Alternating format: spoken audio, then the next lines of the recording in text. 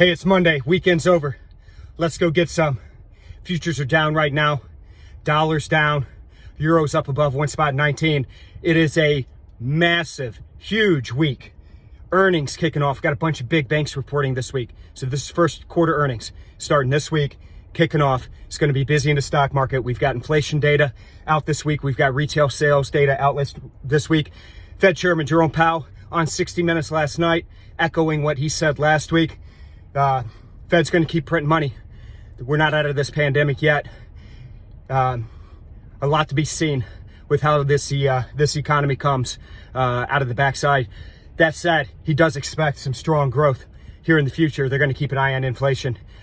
So when and if they need to raise rates, they're ready to do so. All right, folks, let's go get some. Like I said, it's a busy one. Make sure you're ready.